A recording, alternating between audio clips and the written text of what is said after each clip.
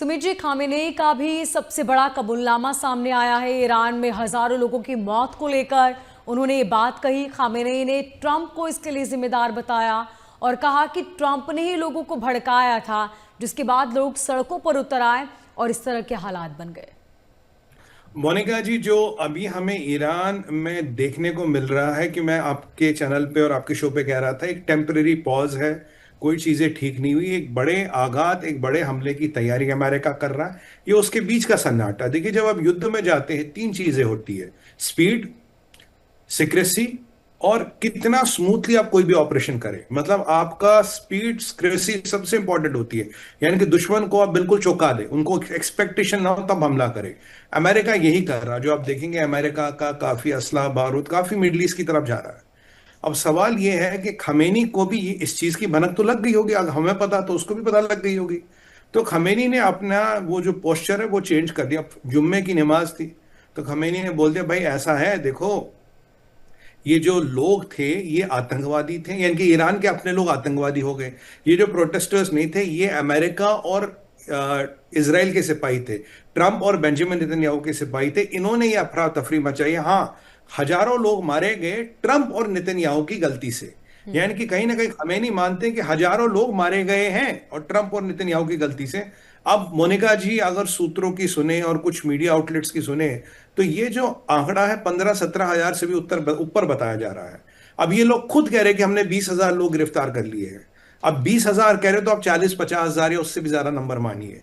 अब सवाल ये भी है कि जिनको गिरफ्तार किया उनकी कंडीशन क्या है, उनकी हालत क्या। और बिल्कुल ये प्रूफ सामने आए हैं। मान लीजिए ईरान पे कोई प्रोटेस्ट कर रहा था, वो घायल हो गया, पुलिस ने कुछ एक्शन किया, घायल हो गया। तो जो ये खमीनी का मलेशिया था, जिसमें अब नंबर बढ़ के 5 हजार हो गया, 5 हजार शिया मलेशिया को जिसने इसने इराक से बुलाया था, वो जा जाके जो जख्मी पड़ा उसके सर में गोली मार रहे थे। ऐसा ही केस एक 20-24 साल की लड़की का आया है। वो कुर्द लड़की है, वो भी बेचारी प्रोटेस्ट कर रही थी। उसके सर में 2 गोलियां थी और सड़क के किनारे उसको गाड़ दिया गया था। वहीं खड्डा खोद दिया, वहीं गाड़ दिया। तो ये एक केस है। तो यानी कि जो जख्मी हुआ उसको भी फटाफट गोली मार मार के गाड़ने का काम हो रहा था। अभी जो लाशें सामने आई, ये तो वो है जिनको बॉडी बैग मिला। अब जिनको किसी खड्डे में, किसी दरिया में, किसी तालाब में, जहां मर्जी इन्होंने गाड़ दिया हो, तो जी। वो तो अभी मिलेगा ही नहीं। वो जो मास ग्रेव जिन्हें कहते हैं वो तो अभी मिलेंगे ही नहीं। तो खमेनी का कहना है कि भाई हम ये कर रहे हैं। अब खमेनी के बयान के आसपास दो चीजें हैं। डोनाल्ड ट्रंप ने कहा था खमेनी ने सबसे अच्छी और अकलमंदी का काम किया, उन 800 लोगों को फांसी के तख्ते पे नहीं चढ़ाया। मैं आपके चैनल पे बार बार कह रहा हूं, अगर मैं अगराची का स्टेटमेंट देखूं, वो 2 दिन की बात कर रहा, परमानेंट बात नहीं कर रहा। खमेनी ने कहा है कि जिन्होंने, हमने रेवोल्यूशन का, या हमने बगावत की कमर तोड़ दी है, ठीक उसी तरह जिन्होंने ये बगावत की है उनको भी उनका अंजाम भुगतना पड़ेगा। उनको अपनी जान से इसकी कीमत चुकानी पड़ेगी। यानी कि जो आपने 10-20 हजार लोग, करीब 20 हजार का नंबर है, आप मान लीजिए 30-40 हजार लोग के, जो 30-40 हजार लोग जो पकड़े हैं, क्या उनको मौत के घाट उतारा जाएगा?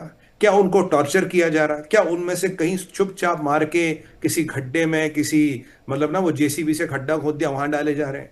कुछ नहीं पता।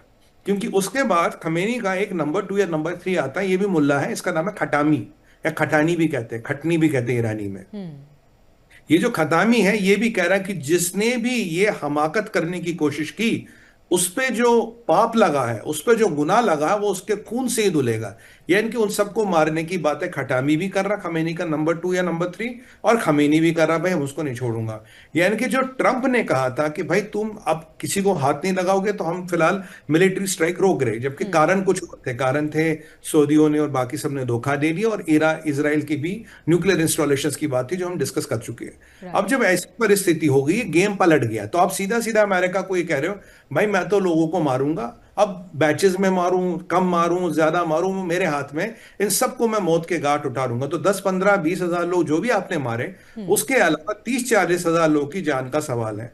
अब शाह के बेटे ने बिल्कुल कहा, यूरोपियन यूनियन से कहा, अमेरिका से कहा, आप इंटरवीन करिए, नहीं तो वहां लोग मारे जाएंगे। अब शाह का बेटा ये भी कह रहा है वहां डेमोक्रेसी आएगी तो मेरे भारत से बड़े अच्छे रिलेशन रहेंगे, भारत मेरा सबसे बड़ा पार्टनर रहेगा, क्योंकि भारत के पास हर चीज है जो ईरान को चाहिए। और हमारा और पर्शिया का, जैसे ईरान तो आप मुल्ला खमेनी के परिप्रेक्ष्य से देखते, इससे पहले जो पर्शिया था, इसके भारत से तो सदियों से हमारे व्यापारिक संबंध है, अच्छे संबंध है हमारे ईरान के लोगों के साथ। तो ये जो सारा अब घटनाक्रम हो रहा है, इसने सारी इक्वेशन बदल दी। और इसके बाद आप सोचिए, मोसाद का चीफ अभी अमेरिका में बैठा है।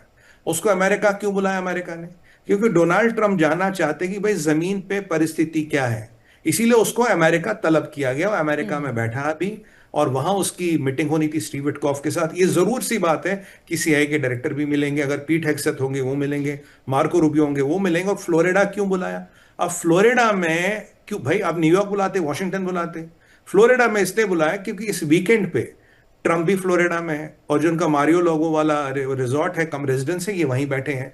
तो पूरी पूरी संभावना आप मानिए मोसाद के चीफ की ट्रंप से भी मीटिंग होगी, जो शायद ना अमेरिका बात करेगा, जो इजराइल बात करेगा। अब ट्रंप अगर मोसाद के चीफ से मिल रहे हैं तो दो ही चीजें भाई, ग्राउंड पे क्या हो रहा है, कितने लोग इनके पास है, इनके पास विकल्प क्या, और तुम लोग क्या क्या कर सकते हो और क्या क्या चीजें सामने ला सकते हो। क्योंकि मोसाद ने पहले भी, जब ईरान और इसराइल का युद्ध हुआ था, इनके सारे जो लॉन्चिंग पैड्स थे उनको बर्बाद कर दिया, इनके बैलिस्टिक मिसाइल उड़ ही नहीं पाए। तो मोसाद का पूरा पूरा एक्सपीरियंस, अगर दुनिया में किसी के पास सबसे ज्यादा एक्सपीरियंस है इसराइल को टैकल करने का, डील करने का, वो एक्सपीरियंस मोसाद का। और मोसाद का चीफ अमेरिका में बैठा है, फ्लोरिडा में बैठा है, और जो एयरक्राफ्ट कैरियर्स की मूवमेंट टुवर्ड्स ईरान हो रही है, जो गोला बारूद आ रहा है, खबरें पाकिस्तान से भी आ रही है, खबरें काफी जगह से आ रही है जहां से असला बारूद जहां उतर रहा है। तो ये एक बहुत बड़ी लड़ाई कि खमेनी भी समझ गया अमेरिका टाइम बाई कर रहा है, ट्रंप टाइम बाई कर रहा है, वो फिर आके कहीं ना कहीं से अटैक करेगा, इसलिए वो ट्रंप को प्रोवोक करा, हाँ मैं मारूंगा, ये बच गए अब इनको मारूंगा। यानी कि वो चाहता है ट्रंप आए बिना तैयारी के, ट्रंप आए कच्चे पक्के प्लान के साथ, और जहां इनको अल्टीमेटली विजय मिले, जहां अल्टीमेटली ईरान ये हमला भी ध्वस्त कर पाए और इसका इस्लामिक दुनिया में बड़ा नाम हो। ये भी खबर है खमेनी के बेटे ने $1.2 बिलियन एक यूएई यानी कि दुबई के एक बैंक में जमा करा है। अब खमेनी का बेटा किस चीज का व्यापार करता, कौन सा बड़ा इंडस्ट्रियलिस्ट है, वो तो मुल्ला है खुद। तो ये पैसे किसने दिए खमेनी के बेटे को? अमेरिका से लिए, सीआईए से लिए, किसने लिए? ईरान में जो बड़े बड़े लोग हैं, ये आजकल आप पूरा मिडिल ईस्ट देखिए आप, इवन अगर ये क्या नाम था उसका, ये जो हसन नसरुल्लाह का बंकर जब बस्ट किया गया था, वहां पिघला हुआ सोना और जले हुए डॉलर पाए गए।